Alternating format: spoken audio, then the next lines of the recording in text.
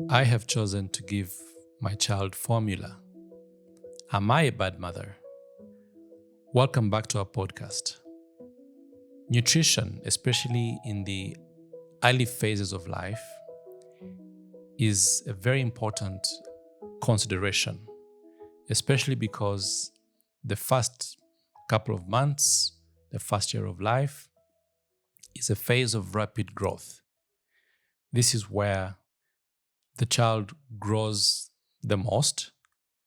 This is where the foundations of health are laid: brain development, immune system development, and even long term eating habits. Often, parents receive conflicting advice, and I hope that today we can unpack this and be able to empower you on these choices. If I go back to the question that has been asked, the answer is no. You are definitely not a bad mother. You're not a bad parent for choosing to give your baby formula. It must be said that the natural and most recommended option is breast milk, breastfeeding, and I'll get back to this in a moment. However, it is not always possible or feasible or doable for some mothers to actually be able to breastfeed. And as such, formula actually provides a healthy option when breastfeeding is not a possibility. Formula that is appropriate, is safe, and is nutritionally complete as an alternative. And it is designed to mimic breast milk as closely as possible. It does provide consistent content that is nutritionally required. And it is important to note that for you to choose the appropriate formula for your infant, first of all, it needs to be age appropriate, because all formulas have different categories that are age based. And that's why we have number 1 for the first 6 months. We have number 2 for the 6 to 12 months. And we even have the pre-formula for babies who were born early, who are born preterm, who have got low birth weight and have increased nutritional and caloric requirements. A key component to consider when you're choosing your baby's formula is also to make sure that it is fortified. Key nutritional elements that should be considered when you're checking for your formula include fortification with iron and the key vitamins that are required to ensure that your child receives a balanced protein and caloric plus vitamins and trace elements that are all important for healthy growth. A frequent question that I get from parents is, should I go for the more expensive one, for example? Is cost equivalent to quality? And the answer is no. In fact, often we have brands of formula that are well established, that are fully licensed, are fortified, and have all the nutritional requirements. And they're not always the most expensive. So the answer is no. Cost is not necessarily a guarantee for quality or the best choice. So a good baby formula tries to mimic breast milk by using lactose as the primary carbohydrate. It contains iron. It includes essential fatty acids, which are important for brain development, and also uses easily digestible proteins, particularly which is what we call whey and casein. These are the 2 protein ingredients that are usually adapted to make the formula digestible and appropriate for the infant. So these are the key things that you would look out for in terms of the content and in terms of the nutritional elements that are key for your infant. Now, I would like to go back to speaking a little bit about breast milk and breastfeeding and why this is usually the number one choice, understandably. This is the natural way. This is the most complete way that's appropriate to feed the infant. And all parents, most parents, have good understanding that we always recommend breast milk as a first choice. And I'll just talk about a few important components that make breast milk the first choice, keeping in mind that not all mothers are able to breastfeed, but whenever it's possible and feasible, this should naturally be the first choice. Breast milk contains antibodies and immune modulatory elements that help to protect against infections. Now, these are naturally occurring antibodies from the mother's system. And these are actually not available in formula. So breast milk, from early on, the first milk, which we call colostrum, also triggers an important biological process. So the moment the mother starts to breastfeed their newborn, adaptation starts to happen, especially in the immune system. And the first milk actually works like a gut primer, almost like a vaccine, the first vaccine. And this sets in motion a couple of biological processes and metabolic processes that actually have a lifelong impact. And so breast milk is associated with a lower risk of, for example, infections, whether it's ear infections, respiratory infections, gut infections like diarrhea. It is also well established that it actually reduces the risk for allergies like eczema and other allergic diseases. It is also well known that it sets a child on a good metabolic course and actually reduces risk for long-term adult metabolic diseases, particularly non-communicable diseases, including obesity later on in life. The other thing to mention is that breast milk is actually easier to digest for babies. And I'll give an example. When babies are born preterm, we almost entirely want to give them breast milk because formula, as good an alternative as it is not as easy to digest as breast milk is. And often we run into problems when small and premature babies feed on non-breast milk. Now, in this part of the world, in Africa, we do not yet have well-established breast milk banks. But this is one of the reasons why in developed countries, breast milk banks are actually well established, where mothers that have extra breast milk can donate, have the milk tested, and can be given to the most vulnerable babies and infants. Another interesting element is that breast milk actually adapts to the baby's needs as they grow.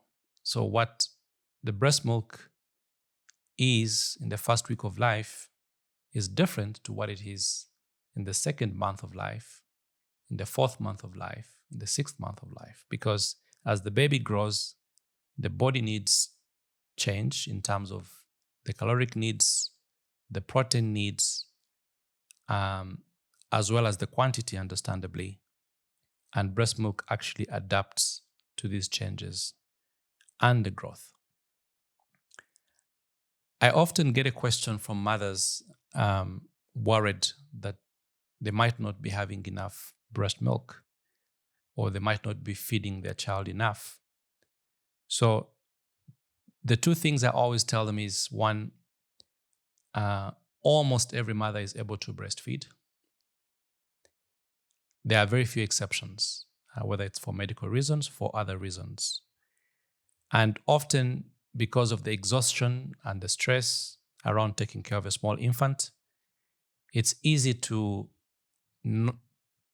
feel like you're not able to satisfy your baby and also visibly have insufficient amounts of breast milk. And so we always encourage mothers, first of all, to hydrate, because it takes a lot out of the mother, to make sure you hydrate sufficiently. And the second very important element is to rest. Often, when a mother gets sufficient rest and support, when they get a good sleep, even if it's for 3 to 4 hours, they will frequently wake up with a good amount of supply of breast milk.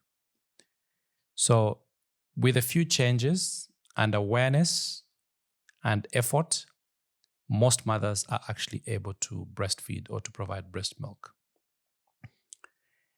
And one way to track that you're giving sufficient amounts and you don't need to add formula or to change the formula is obviously your child's growth, which is important to monitor. Are they gaining enough weight? 2, do they actually have sufficient wet diapers? So when a child is getting good amounts of nutrition, they'll have regular wet diapers, they'll have a regular rhythm of passing stool, and they'll grow and gain weight. Usually the first few weeks and months of life, they gain about 200 grams per week.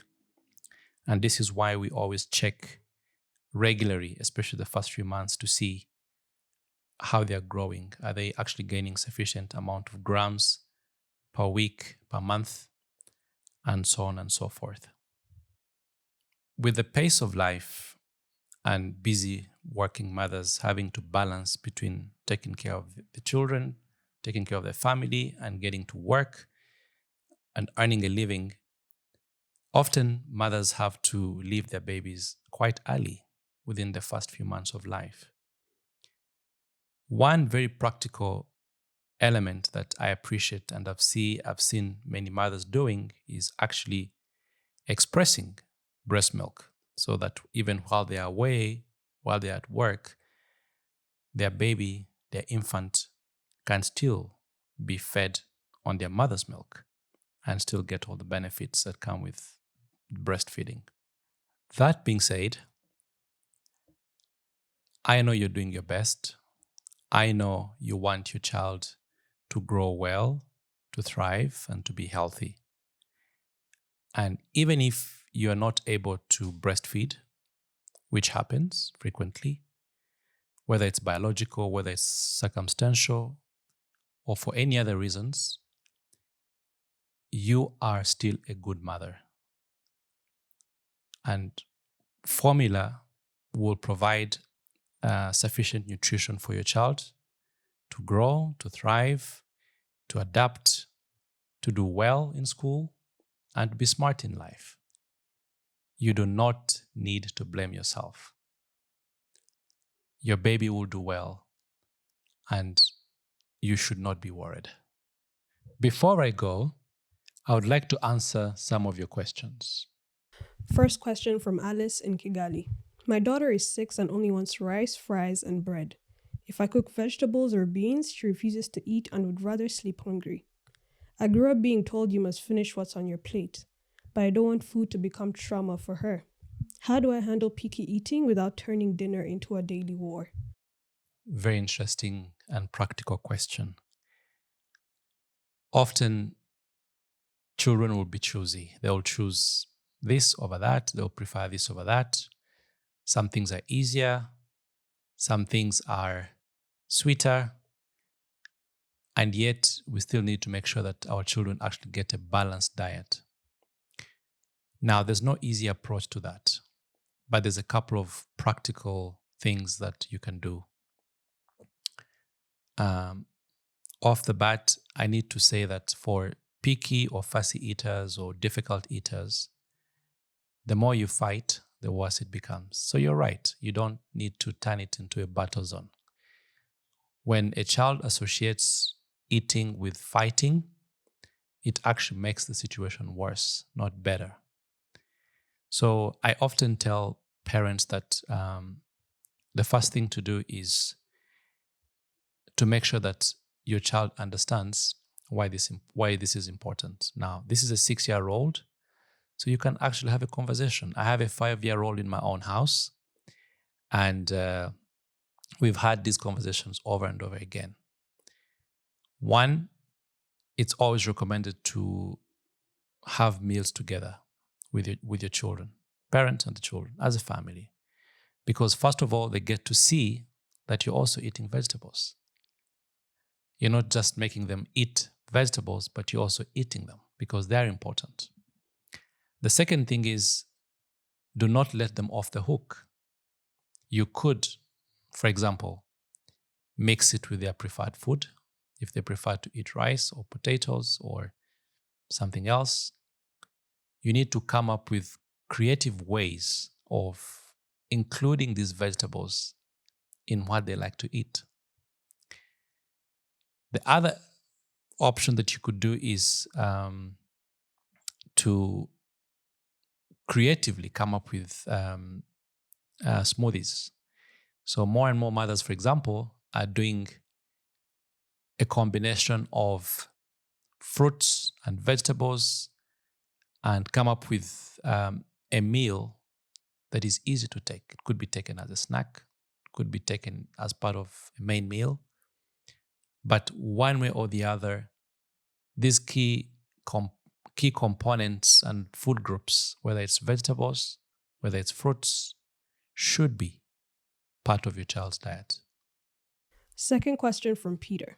I pay for a gym membership every year and barely go. Then I feel guilty and ashamed. Is walking enough? Do we really need intense workouts to be considered healthy? I'm guilty of the same thing. It has happened to me over and over again. And I always come up with excuses. I'm busy, my days are long, I'm tired. And most of us are busy. People are busy. You have to work, you have to balance many things and fit them in your day. And what is important is that you need to do something. You need to have some consistent physical activity. Walking is great. It's actually well established with research, published research, that if you walk for 30 to 45 minutes a day, if you can do it every day, that's great. If you can do it 3 to 5 times a week, that's still very, very useful. Of course, it gives much more benefit if you make it a brisk walk and sort of make it a moderate intensity as compared to a leisure walk. If it's a leisure walk, you probably wouldn't benefit as much as if it's a brisk, intentional walk. But it doesn't have to be the gym. It doesn't have to be intense. It needs to be intentional and regular, because the cost of not doing that is quite high. Finally, our last question from Vanessa, living in Kampala. My 15-year-old used to tell me everything. Now it's one-word answers and locked doors. I'm scared to push too hard, but I'm also scared to lose connection. How do I rebuild communication without invading her space? So when it comes to teenagers and adolescents, it's a particular group, it's a particular season, it's a particular age range that comes with its challenges.